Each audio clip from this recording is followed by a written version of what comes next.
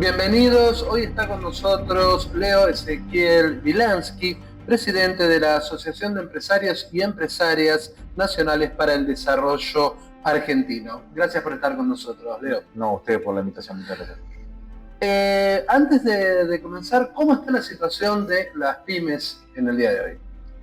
Bueno, Argentina en este 2025 está transitando una segunda recesión en el gobierno que le toca al presidente Milei. Ya es la segunda recesión que en la primera, que fue el año pasado, en el 2024, los primeros 6 meses se llevó 10.000 pymes, y en esta que estamos transitando ahora, desde más o menos el segundo trimestre, se llevó otras 5.000 pymes más. Es decir, que se va achicando la matriz empresarial argentina, producto de una macroeconomía que no se estabiliza, y que el ministro de Economía, Luis Caputo, usa justamente la recesión como herramienta para que no se dispare el tipo de cambio del dólar, tratar de estabilizar la reserva del Banco Central, pero que no le está dando mucha solución, y que encima, transitando un proceso electoral que no le está siendo favorable al gobierno, genera todavía más coletazos, más incertidumbre, más inestabilidades en la cotidiana, que hace que no haya ventas, que hace que determinadas situaciones del mercado interno sean desfavorables, sobre todo para el aparato productivo nacional. Cuando hablamos de un empresario pymes, hay una idea. Decís empresario, automáticamente traje autito descapotable, avión, helicóptero. Sí, sí, claro. ¿Esa es la realidad? No, en Argentina hay, para que tengas una idea, aproximadamente 510.000, 515.000 empresas empleadoras privadas, sacando las empresas del Estado, y sacando monotributistas, ¿sí? Que son los que dan trabajo a 6 millones de personas, 6 millones de argentinos y argentinas, que todos los meses se les paga su salario acordado en paritarias, y que se paga en el 31, y que cuando uno mira esa foto, en promedio el empresario tiene 10 trabajadores, que es el típico empresario pyme, ¿no? En Argentina el 85% tiene hasta 10 trabajadores. Y cuando vos lo ponés en una rueda de reconocimiento junto con sus laburantes, es uno más. Llega primero, o es el último que se va, se viste igual que los trabajadores, tiene tal vez un salario diferenciado, un ingreso diferenciado, pero de alguna manera es un laburante más. La pyme tiene una función social en Argentina, y casi en todas las economías capitalistas, que tienen que ver con dar trabajo y pagar los impuestos. De alguna manera ese es el rol, es el actor que teje el mercado interno en todos los rincones de la Argentina, donde hay una persona en actividad económica y hay una pequeña y mediana empresa, desde un kiosco, un almacén, hasta una pequeña fábrica. Después las grandes empresas, o las empresas que generan riqueza, que son las menores, son 1.500, se ubican estratégicamente según recursos, o donde las transformen, o donde están en cercanía con los puertos, etc. Tiene otra lógica de geolocalización. Entonces, por eso nosotros, que desde NAC, yo soy presidente de esta organización de empresas nacionales, entendemos que debería ser el sujeto vertebral del capitalismo argentino, la pequeña y mediana empresa. Y bueno, no lo es. Y bueno, y Argentina padece a veces los males de no reconocer cuál es el sujeto que produce, ¿no? Que es el hombre o la mujer, que también es una persona común, tiene su familia, sus responsabilidades. Las mujeres empresarias incluso son jefas de hogar, o sea, y tienen que ir y ponerse al frente de un emprendimiento al cual vos no tenés la certeza de que todos los meses vas a tener tu ingreso. Todos los meses para nosotros es foja cero. Salimos a jugar invirtiendo, vamos al mercado a competir, no somos monopólicos, competimos todo el tiempo para vender. La mayoría de las pymes vive de lo que vende, del flujo, ¿sí? Cosa que una empresa mediana o grande no necesariamente vive del flujo de lo que vende. Muchas veces tiene stocks en mercadería o en plata. Por eso cuando hay ministros de economía o modelos de gobierno que, digamos, incentivan la especulación financiera, esas empresas grandes que tienen capacidad dejan de producir en la economía industrial, ponele, y esos stocks los colocan a timbiar en bonos del tesoro. Y tal vez le da más rentabilidad que fabricar. Entonces, se puede estar destruyendo, como pasa hoy en Argentina, el aparato industrial, pero que esa empresa no es que pierda plata, esa gran empresa. Claro. A las pymes que no venden se funden. Por eso la recesión es como un tsunami, se lleva puesto a todos nuestros compañeros. Vos hablabas de 1.500 empresas más o menos que son las que generan riqueza y 500.000 que son las que en definitiva abrevan a esas 1.500 empresas. Cuando esas 1.500 salen a jugar en el arco financiero, esas 500.000 te dejan al resto descubierto, al sálvese quien pueda. Y eso está directamente vinculado con las políticas económicas que define un gobierno. Cuando vos no entendés cómo funciona la economía y crees que es todo libre y que te manejas con Excel y que nada está conectado con nada, pasan estas cosas. Generás malos incentivos, los muchachos van a buscar esos incentivos, pero se corren de su rol estratégico en la nación. Si vos, una gran empresa que aguas abajo tiene una cadena de cientos de pymes, de miles de trabajadores, se te corre ese eje productivo para especular, en lugar de producir, te dejó aguas abajo todo un tendal de proveedores y de trabajadores que no tienen razón de ser. Claro. Entonces, cuando por primera vez el presidente Milei escribe su pensamiento económico, que fue después de haber ganado las elecciones con la ley Bases, sí, ahí escriben por primera vez lo que quieren hacer. Nosotros, ¿qué decimos? No compartimos absolutamente nada con la ideología del presidente ni con la mirada de la economía. Pero es presidente y puede proponer una ley si tiene apoyo del Congreso. Lo que sí transmitimos es lo siguiente. Están reconfigurando el modelo capitalista argentino. Quieren revalorizar algunos sectores económicos y otros los quieren abandonar. Entonces, lo que nosotros que dijimos, los sectores que van a abandonar son un 10% de la economía nacional, son 50.000 empresas. Cuando esos empresarios se decidieron a ser empresarios en Argentina, habían determinadas reglas, que ellos invirtieron, pagaron sus impuestos, emplearon, y ahora vos le querés cambiar las reglas. Claro. Cuando se fundan, ¿quién es el responsable? Vos que le cambiaste las reglas. Entonces nosotros que dijimos, si querés cambiar el modelo de la economía argentina, bien, pero hace algo con ese 10%, generar una política que vaya migrando, porque vos lo necesitas para dar ese empleo, esté en un sector o esté en otro sector distinto, no importa. Si querés oil and gas, vamos todos a hacer metalurgia y oil and gas. Si querés que hacemos servicio, hacemos servicio. Pero vos no me podés cambiar las reglas de un día para otro. Porque ser empresario también es asumir compromiso a largo plazo. La ley de contrato de trabajo, una vez que el trabajador pasa el periodo de prueba, es un contrato indefinido. Donde yo por siempre tengo ese compromiso. Si bien el presidente me cambia la regla de juego, bueno, que los emplee él, mis trabajadores. Claro. Porque yo tengo que tener trabajadores indefinidos en un sector que ya no tienen más razón de ser. Ahora, cuando hablamos de 50... Te cierro una idea para que se entienda el concepto. Cuando se junta la Unión Europea, hicieron los estudios y se dieron cuenta que, por ejemplo, España tenía un montón de problemas de competitividad de empresariado. Y no eran más competitivos que Alemania o Francia en la industria. Entonces le dijeron, el sector industrial tuyo está muerto. ¿Qué vas a hacer? Entonces hicieron planes para que las empresas mueran bien. Para que muera bien la empresa, pero que el empresario, que es el espíritu emprendedor, pueda crear de nuevo otro emprendimiento en otra área nueva. Ajá. ¿Me seguís? Sí, un acompañamiento. Claro, es una transición. Bueno, acá ni siquiera se visualiza eso. Entonces, es precario la iniciativa del gobierno.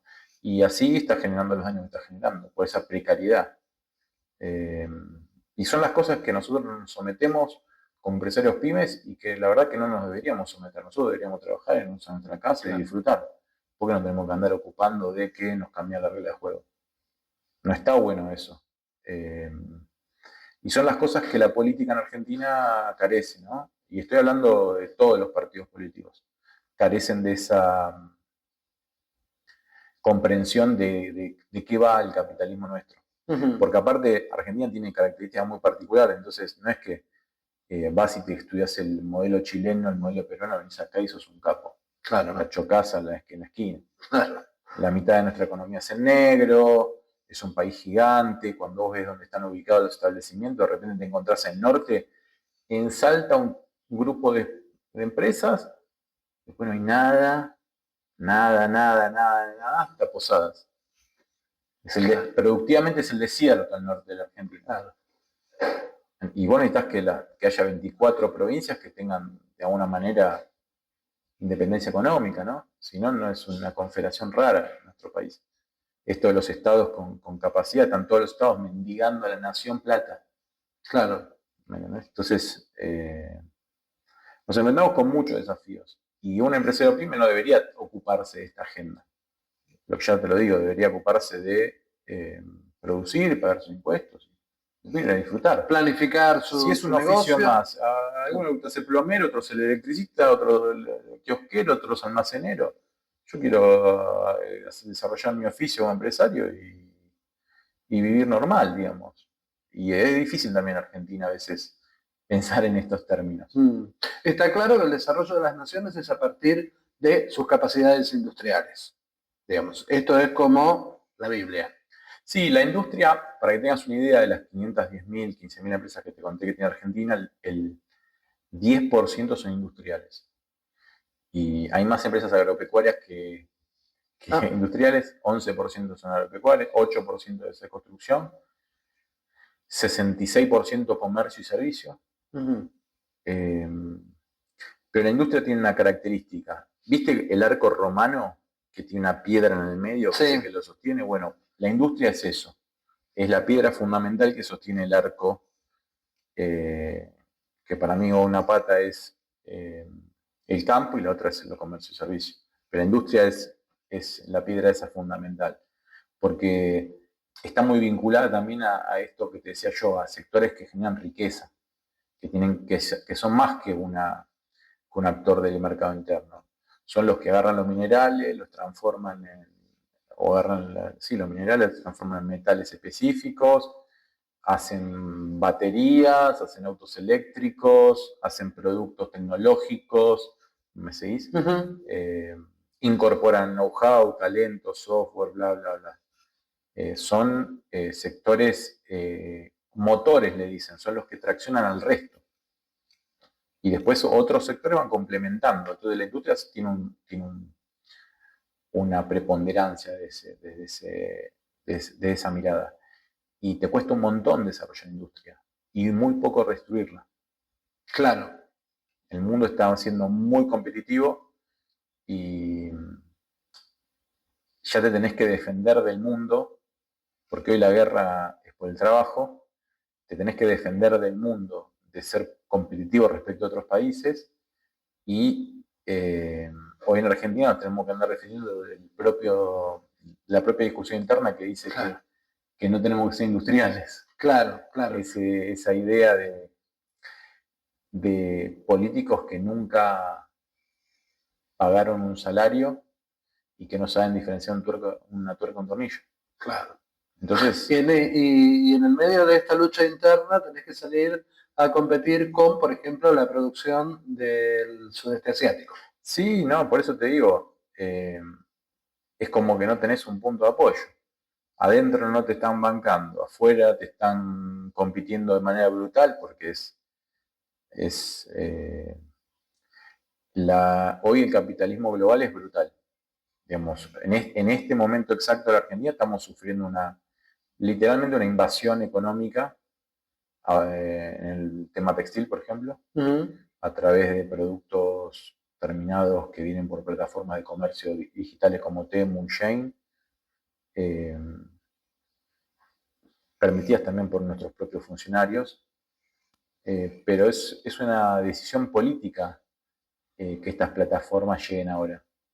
Digamos, nuestro funcionario tiene esta lógica de la apertura indiscriminada de importaciones, destruyeron barreras administrativas para que esas importaciones puedan entrar a Argentina, entonces los actores globales dijeron, Argentina está lista para ser invadida. Y así está operando. Vos tenés un concepto muy interesante, al menos a mí me pareció muy interesante, que es lo de qué es el capitalismo y la situación feudal todavía hoy en el siglo XXI en la República Argentina. ¿Podés profundizar eso? Claro, tiene un poco que ver con esto, ¿no? ¿Quién decide si hay, digamos, habilitar la apertura indiscriminada de importaciones? ¿Un funcionario que no le conoces la cara, que no sabes dónde está sentado y que nadie lo votó y pone en juego miles de puestos industriales y miles de fábricas y miles de millones de dólares de inversión ya realizada, hundida en Argentina? Eso es un modelo feudal. Y eso pasa en el plano nacional y también pasa en los planos provinciales. Hay actores provinciales que digitan las economías provinciales. Y eso no es competitivo, no es capitalista, y no está resolviendo las condiciones que necesita la Argentina para desarrollarse. De hecho, todo lo contrario. Estamos hoy más que nunca trabajando para garantizar el subdesarrollo de nuestro país. Yo estuve en China recientemente, ellos están en el desarrollo y nosotros lamentablemente estamos en el subdesarrollo. Tenemos una mirada nosotros, muy europeísta, ajena a lo latinoamericano, por decir de una manera, donde Argentina era la niña mimada de América del Sur.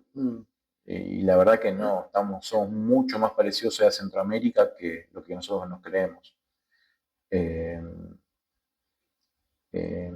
Y tenemos una mirada de China muy de las décadas del 90 y no tenemos ni idea de lo que está pasando hoy en día en la dinámica industrial de ellos.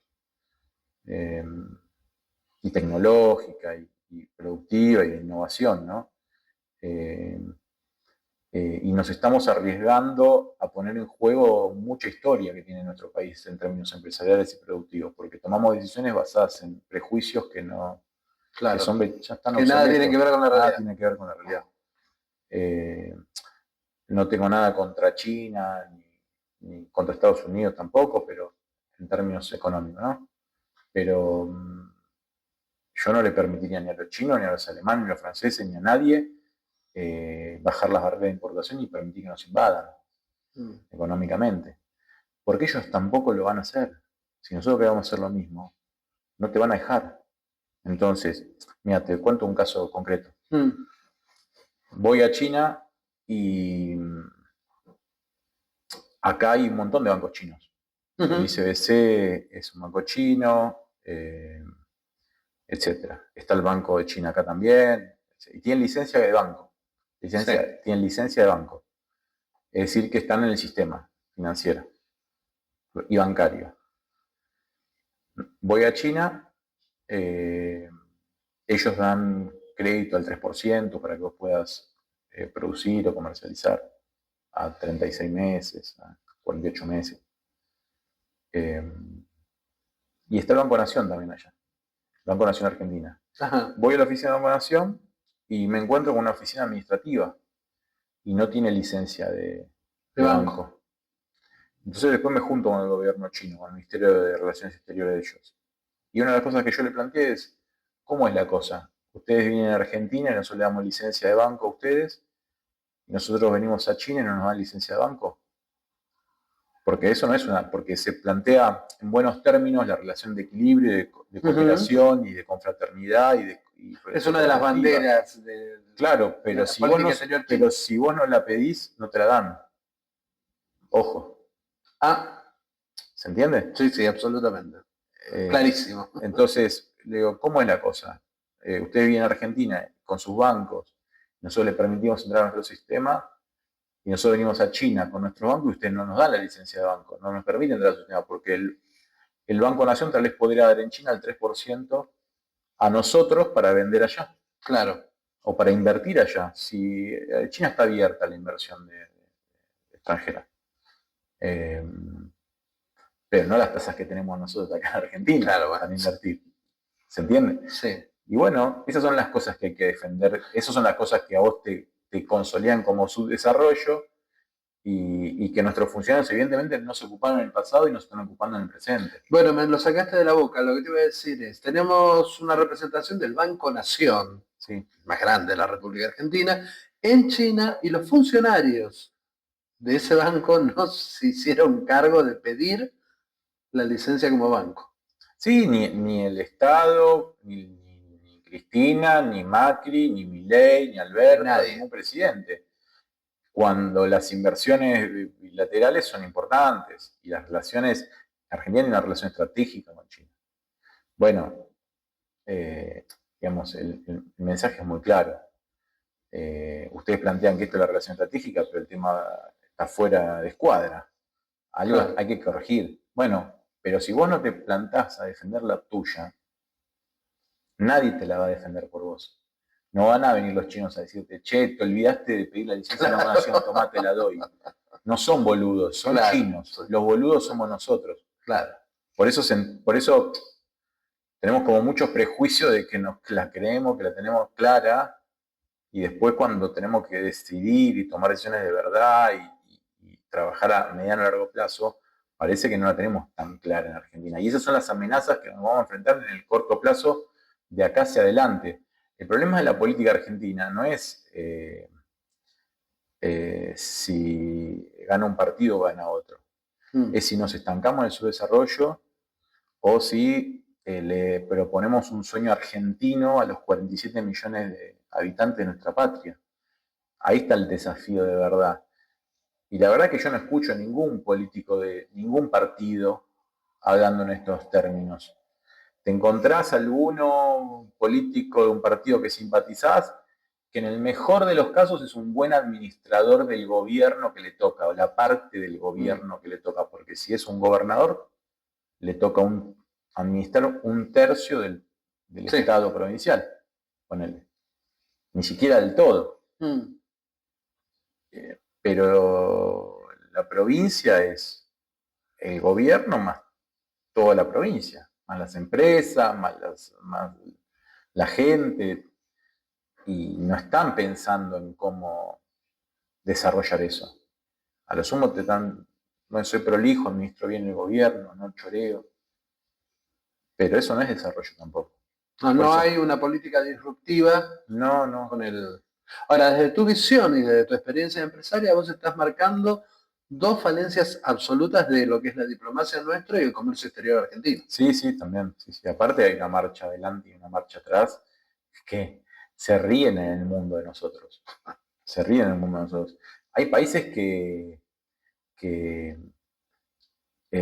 resuelven políticas de Estado de largo plazo, todos los años un poquito van acercando posiciones hasta que encuentran una solución y sostienen esa posición y la van construyendo. Nosotros vamos marcha adelante, marcha atrás y no vamos a ningún lado. Se ríen de nosotros en ese aspecto. Eso es una expresión de debilidad brutal. Vos pensás que el acuerdo Unión Europea-Mercosur se está negociando ya hace, 10 años. Y todos los gobiernos dicen, no lo quiero, otro que lo quiero, no lo quiero, otro que lo quiero. Sí, no se termina de definir nada. Pero nuestra posición, digamos, no está consolidada, es errática. Entonces, del otro lado se cagan de risa, porque ellos defienden, saben lo que tienen que defender. Tienen que comprarte lo menos posible y venderte lo más posible. Claro. Entonces, de última, ¿qué hacen? Si este gobierno no les es favorable, esperamos. Claro. A que venga un gobierno favorable. Y a Argentina cíclicamente le toca gobierno que piensa de una manera y gobierno que piensa en lo opuesto. Entonces, yo me acuerdo que Macri anunció 10 veces que ya había firmado el acuerdo Unión Europea-Mercosur y que iba a salir. Y el acuerdo Unión Europea-Mercosur todavía no está. Hoy no está. Y aparte no está porque los europeos no quieren. Porque también los funden a ellos. Eh, Claro, ellos tienen una serie de políticas proteccionistas para sus capacidades que no las Europa es estamos teniendo totalmente nosotros. proteccionista, absolutamente proteccionista, Europa. Por eso eh, se levantan muchos eslogans, pero que no tienen argumentos realmente que los respalden. Europa es absolutamente proteccionista. Ningún país en el mundo moderno que esté desarrollado no es proteccionista. Ni Estados Unidos, ni China, ni Rusia, ni Francia, ni Alemania.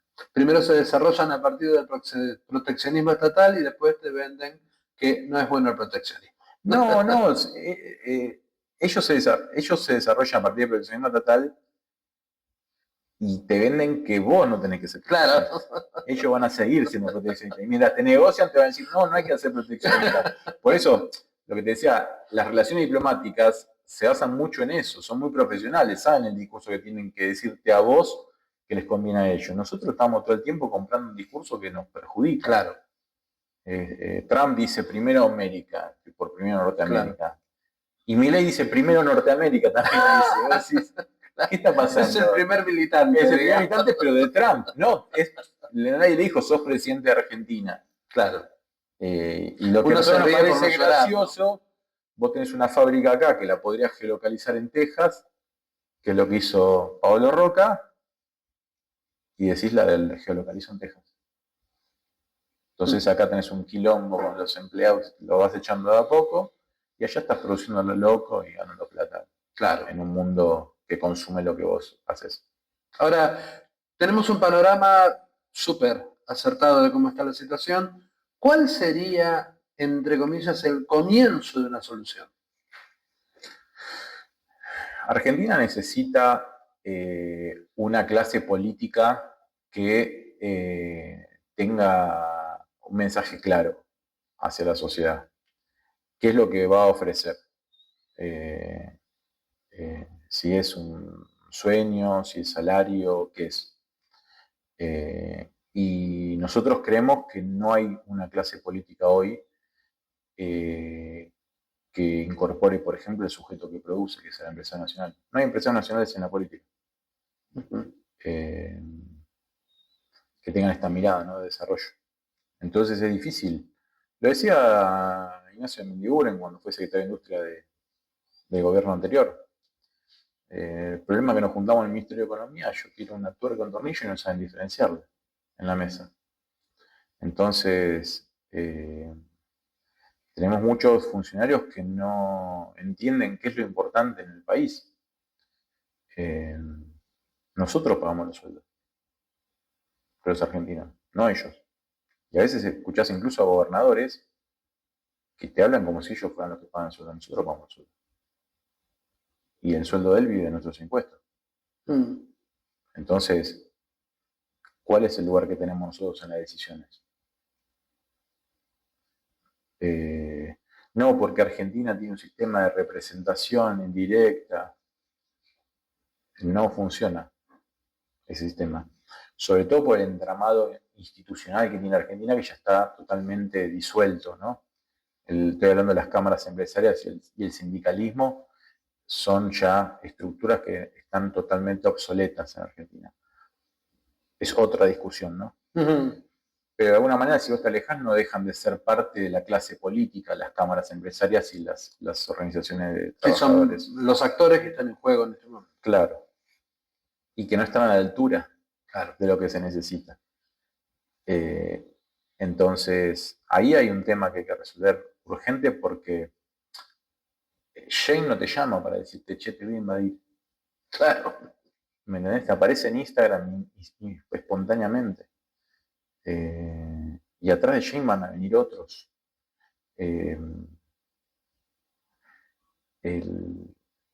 Nosotros tuvimos mucho, hace casi te diría 15 años, con el tema del auto eléctrico en Argentina.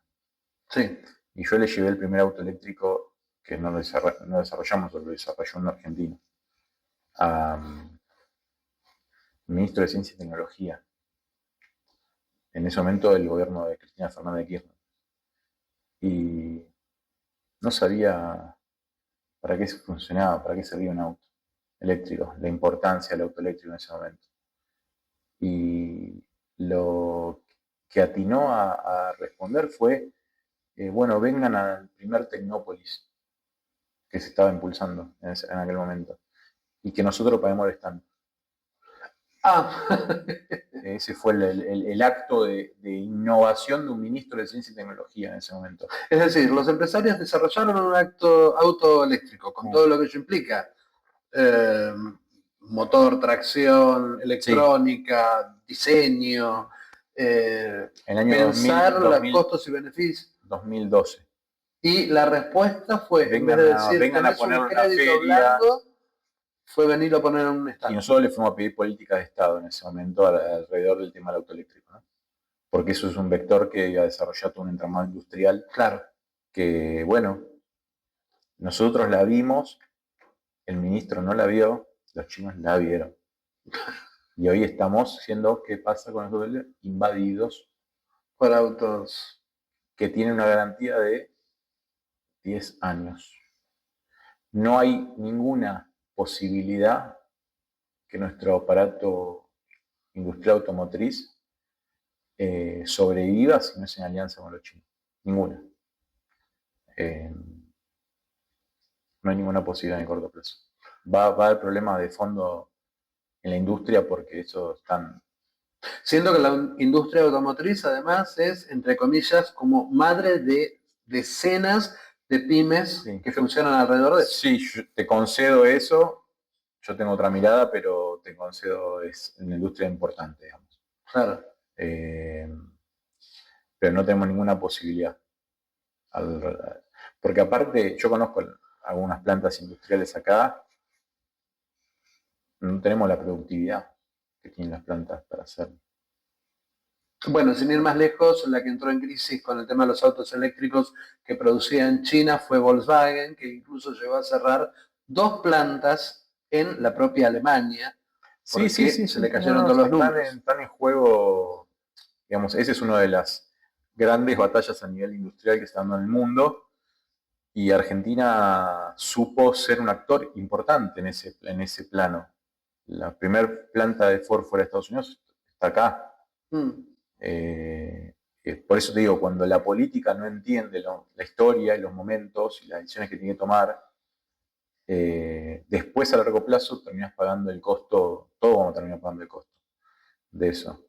Ford no me sensibiliza que Ford se vaya a Argentina o se funda, para nada.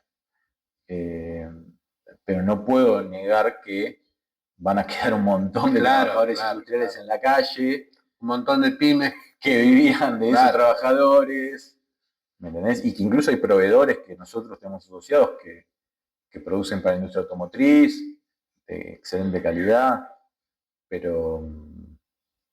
Me quedé pensando, porque vos traes el ejemplo del auto eléctrico, diseñado por, entre comillas, privados, empresarios privados argentinos, que se lo llevan todo listo ya como para salir a producir, en definitiva, solamente una cuestión económica. En ese momento, el ministro de Ciencia y Tecnología nos mandó a Tecnópolis, y Pepe Mujica, en Uruguay, cuando ganó el primer mandato, asumió, digamos, viste que le llega el auto presidencial, lo lleva como del Congreso a la Casa Rosada acá, lo llevó en auto eléctrico. El mensaje simbólico, ¿no? En Uruguay. Y en ese momento me acuerdo que Fiat estaba desarrollando autos eléctricos en una de las represas que tiene de energía eléctrica, estaban haciendo ahí una experiencia también. Y a la semana que nosotros le planteamos eso y nos plantea lo del stand, nos desconoce de alguna manera, inútil, que después fue ministro de Ciencia y Tecnología también de Mauricio Macri.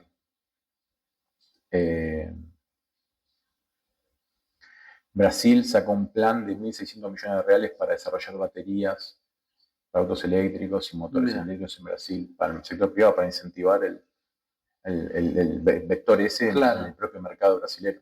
Ahora, nosotros nos enteramos, a partir de tener la posibilidad de conversar con vos, de cómo se frustra este proyecto. No quiero ni pensar la cantidad de otros por eso, que han quedado en la gatera. Cuando vos no tenés claridad funcionariado, por decir una manera. Lo que nos tenemos que preguntar es, ¿quién llega al Estado? ¿Llegan los mejores o llegan los peores? ¿Cómo llegan los que llegan al Estado? ¿Quién los elige? Porque Argentina, nosotros elegimos presidente y vicepresidente nada más. Claro, ¿quién elige los ministros? ¿Quién elige los que firman en las oficinas y que te digitan la apertura de indiscriminada de importaciones o no? Y aparte te dan cátedra. Vuelves a decir que no estás de acuerdo y se te paran arriba del banquito y te quieren apuntar con el dedo y dices, yo sé lo que es el mundo. Pero si vos eras funcionario de Macri cuando fundiste 25.000 pymes y ahora ya fundiste 15.000 más y me venís a decir que estás por el camino correcto. Claro, una locura total. Porque el presidente juró dar la vida por la propiedad privada cuando estaba en campaña. Y las empresas que se funden son privadas, son nuestras. No son del Estado. Claro, no son la pusimos nosotros. Uno arriba de otro. Y se están fundiendo. ¿Sabes cuánto sale montar un comercio y saber que a los 6 meses te estás fundiendo y que lo tenés que cerrar porque sabés que si no lo tenés que volver a poner? Claro. Lo fundiste. Tal vez tenía todos sus ahorros, lo puso ahí y lo perdió. Y tampoco le das una expectativa, porque una de las cosas que está pasando en Argentina es que el ministro de Economía ya no habla de certidumbre, ya no habla de expectativa. Pues yo te puedo decir que es lo que nosotros planteamos, le recriminamos el año pasado en la recesión. Vos podés decir que vas a usar 6 meses la recesión para controlar el dólar, la inflación. 6 meses. Bárbaro. Todos nos apretamos los cinturones. 6 meses. Al mes 7 tenés que dejar de intervenir el dólar, dejar de intervenir la tasa, dejar de timbiar con los bonos, dejar de darle negocio a tus amigos. Pasaron 6 meses y no lo corrigió. Claro. Arrancó el otro año y volvió a otra recesión. Y no te dice cuándo va a terminar. Entonces vos sos un comercio, no estás vendiendo, la pusiste toda, sabés que en 3 meses si no vendés tenés que volver a poner. Y el ministro no te está diciendo que en 9 vos vas a salir adelante, o en 6 meses vos vas a salir adelante porque vamos a reactivar el mercado interno. No te está diciendo nada. Entonces hay una incertidumbre total. Entonces, ¿qué hace el comercio? Cierra. Claro, cuando venga la buena, abriré, empezaremos de nuevo. Y sí.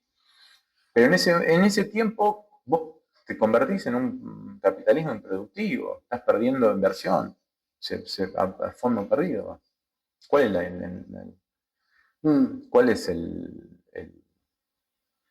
el secreto de eso? ¿Cuál es el beneficio para Argentina de hacer fundir a tus emprendedores?